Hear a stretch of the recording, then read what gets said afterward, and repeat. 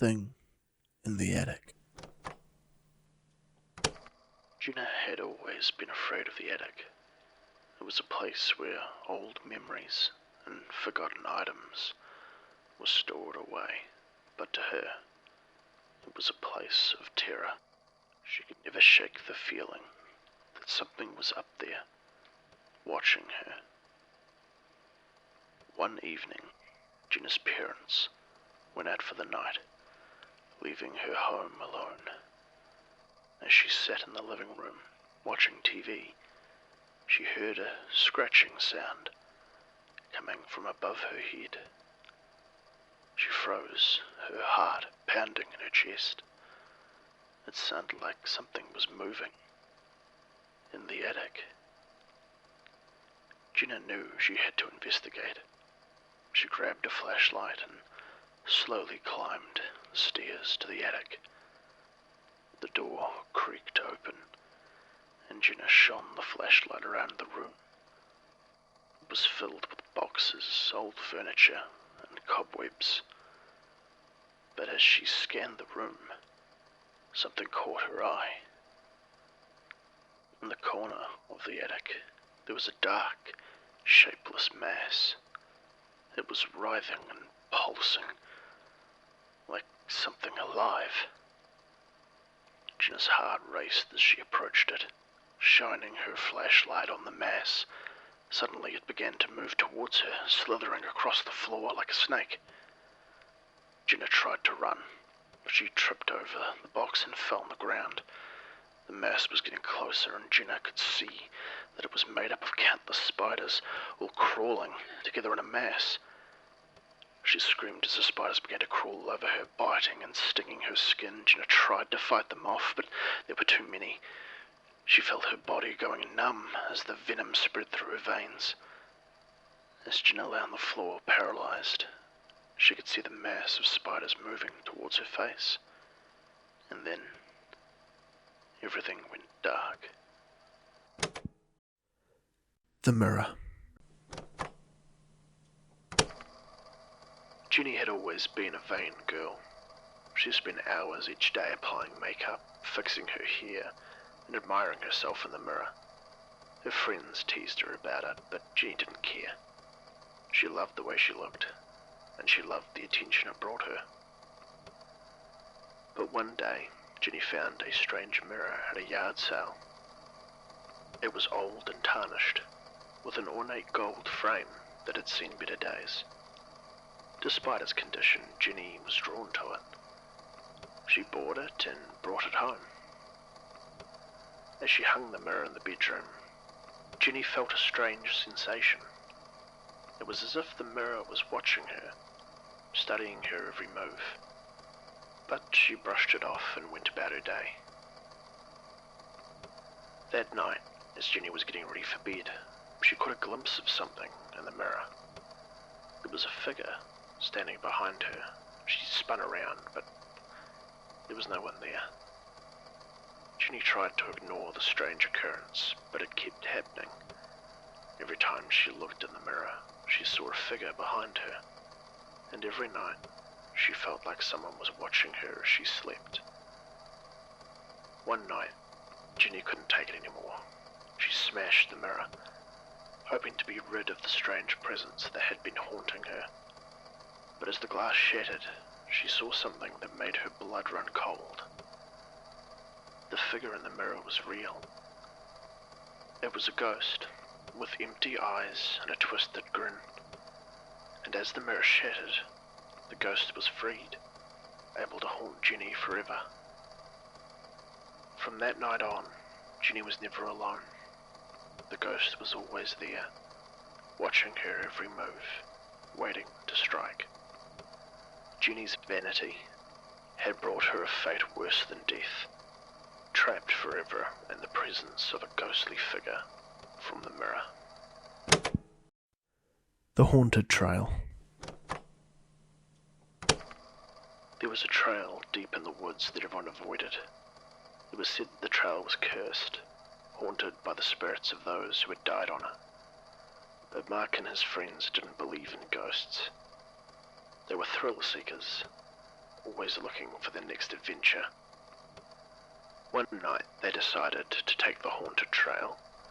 They laughed off the warnings from the locals and set off into the woods, flashlights in hand.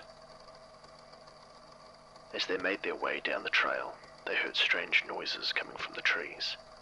Branches creaked and leaves rustled, but there was no wind.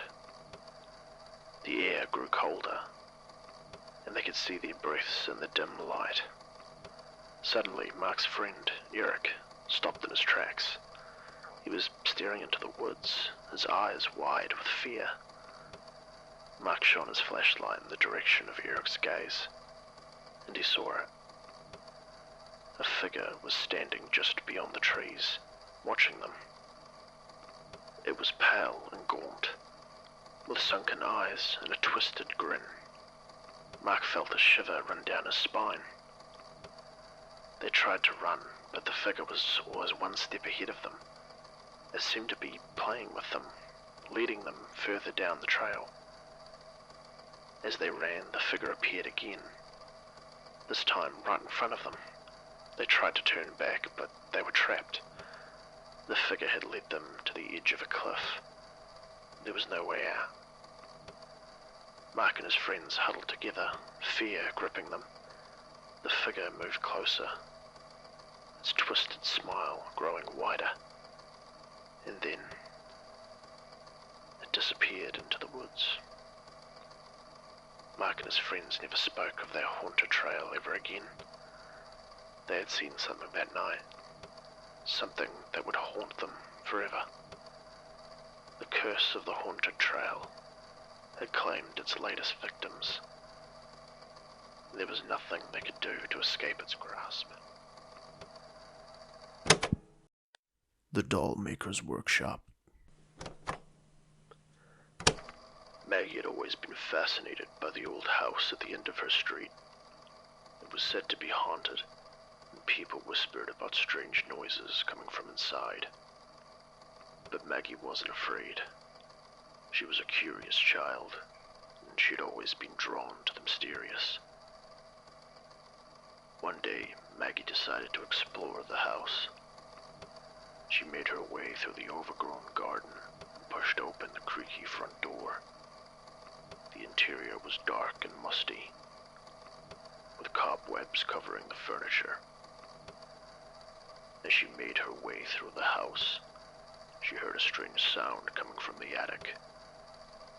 There was a faint tapping noise, like someone was hammering nails into wood. Maggie climbed the stairs to investigate.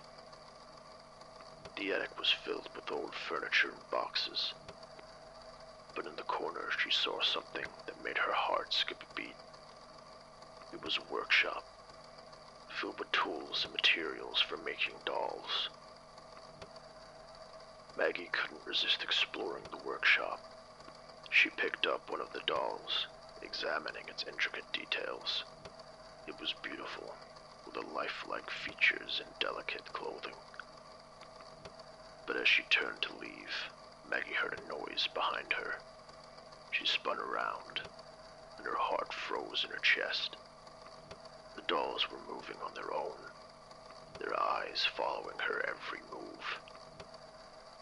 Suddenly, Maggie heard footsteps coming from up the stairs.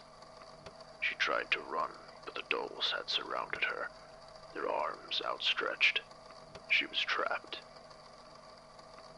As the footsteps got closer, Maggie saw the figure of an old man appear in the hallway. He was the doll maker, and he had come to claim his latest creation. Maggie screamed as the dolls closed in on her, their eyes glowing in the darkness. She was trapped in the doll maker's workshop. There was no escape. She had become his latest creation, and she would be trapped here forever. The abandoned hospital. It was supposed to be a fun night out for Emily and her friends. They'd heard rumors about an abandoned hospital on the outskirts of town, and they decided to check it out. The hospital was dark and foreboding, with broken windows and rusted metal doors. As they made their way inside, Emily's heart was pounding with excitement and fear. The hospital was like something out of a nightmare. The walls were peeling and covered in graffiti, and the air was thick with the smell of decay. As they explored the deserted hallways, they could hear something strange coming from the shadows. Emily's friends were laughing and joking, but Emily couldn't shake that feeling that they were being watched. She kept seeing things out of the corner of her eye, and felt like something was closing in on them. As they made their way deeper into the hospital, the noises grew louder. They could hear the sound of footsteps, the rustling of papers, and the faint whispers of voices. Emily's friends were starting to get scared, but Emily urged them to keep going. Finally, they found a room that was different from the others. It was dimly lit with a large operating table in the center. There were shelves along the walls filled with jars of formaldehyde and surgical tools. As Emily's friends were examining the shelves, Emily heard a sound coming from behind the curtain. She slowly approached it, her heart racing. As she drew back the curtain, she let out a blood-curdling scream. In front of her was a figure covered in bandages and hooked up to machines. Its eyes were open, but there was no life behind them. Emily's friends rushed over, but it was too late. They had awakened something that should have remained asleep forever. As they tried to leave the hospital, they found the doors were locked. They were trapped inside with this thing that they had awoken. There was no escape. The hospital had become their prison, and they were doomed to be trapped there forever.